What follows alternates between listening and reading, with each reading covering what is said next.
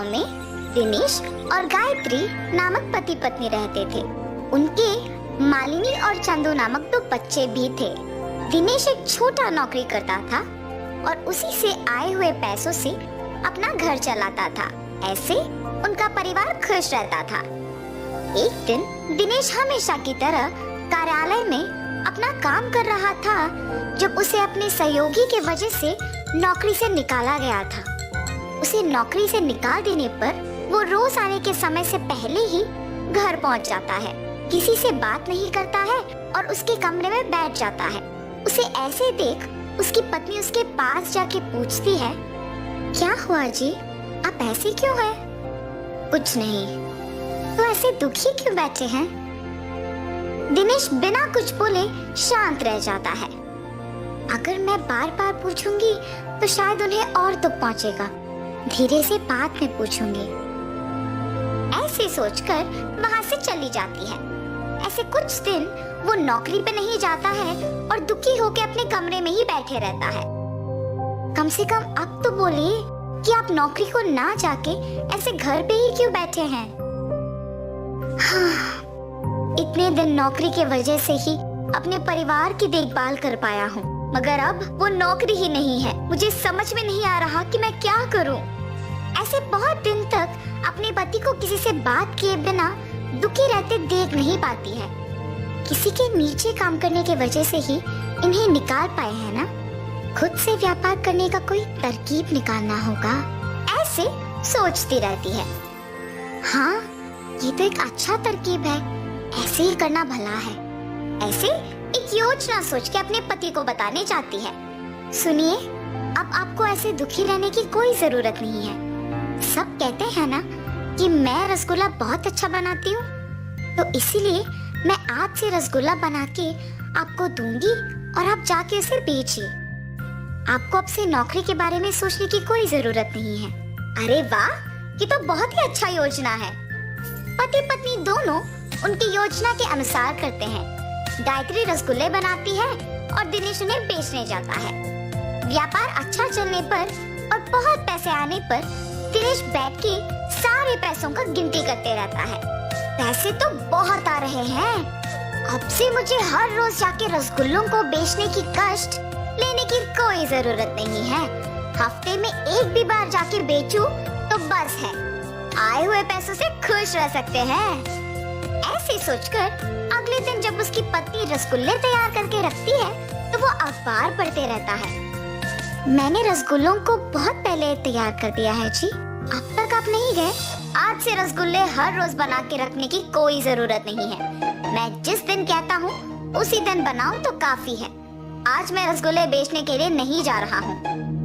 अरे रे, तो फिर आज बनाए हुए रसगुल्ले व्यर्थ हो जाएंगे ना। आज के लिए इनको बेच दीजिए ना। मुझे पूछे बगैर तुमने रसगुल्ले क्यों बनाए? इसीलिए इन्हें बेकारी होने दो। ऐसे गुस्से में उसकी पत्नी से कहता है और उन रसगुल्लों को बेचने बाहर जाता है। तब से उसके विचार के अनुसार ही तभी रसगुल्ले बनवा के बेचने जाता है जब उसे पैसों की जरूरत होती है। एक दिन गायत्री के पास एक आदमी आता है। जी, कौन है आप? किसके लिए आए हैं?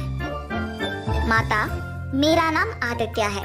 मैं पड़ोसी गांव में रसगुल्ले बेचता हूँ। जब मैंने सबको पूछा कि रसगुल्ले कौन अच्छा बनाता है तो एक औरत ने आपका नाम लिया, इसीलिए मैं आपको ढूंढते हुए यहाँ आया। आप मुझे हर रोज ऐसे रसगुल्ले दे सकते हो? क्या मैं इस आदमी को रसगुल्ले बना के दूं या नहीं? लेकिन पड़ोसी शहर में ही तो बेचेगा ना। ऐसे सोच में पड़ जाती है। क्या हुआ माता, आप मेरे पूछे हुए सवाल का जवाब दिए बिना सोच में पड़ गए? क्या मुझे रसगुल्ले बना के देने में आपको कोई दिक्कत है? अगर है तो बोल दीजिए, हम उसका हल ढूंढेंगे। लग रहा है कि ये आदमी अच्छा ही है। अगर मैं इनको मेरे पति के बारे में बताऊंगी तो शायद हम दोनों मिलकर उनमें बदलाव ला सकेंगे। आप किस बारे में इतना सोच रही हैं? मेरे पति भी आप ही की तरह इस शहर में रसगुल्ले बेचते हैं। ऐसे उसको उसके पति के बारे में बताती है और आदित्य सोच में पड़ जाता है। माता, आपके पति को बदलने के लिए मेरे पास एक तरकीब है। मैं निश्चित रूप से उनमें बदलाव लाऊंगा। आप बस मुझ पे भरोसा रखें, रसगुल्ले बना के दे दीजिए।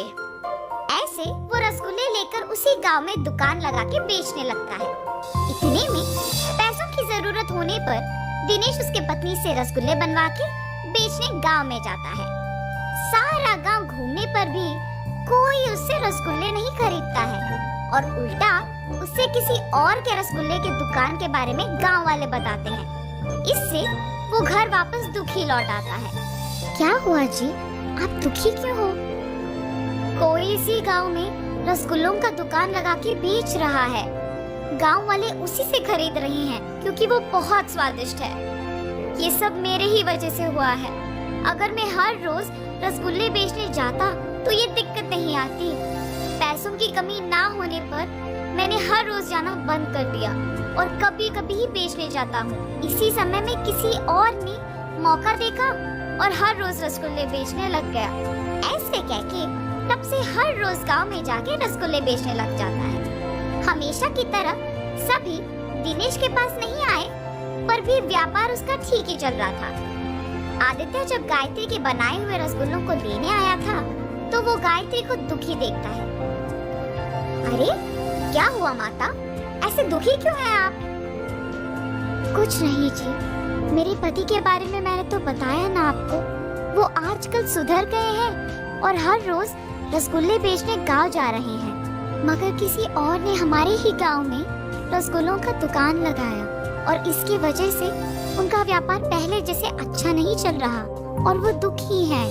माता, आपको याद है मैंने कहा था कि आपके पति में मैं बदलाव लाऊंगा? उस नई दुकान को मैंने ही लगाया। ये सब मैंने आपके पति को बदलने के लिए ही किया। अब जब वो सुधर गए, मैं वापस अपने गांव जाके हमेशा की तरह अपना दुकान चलाऊंगा।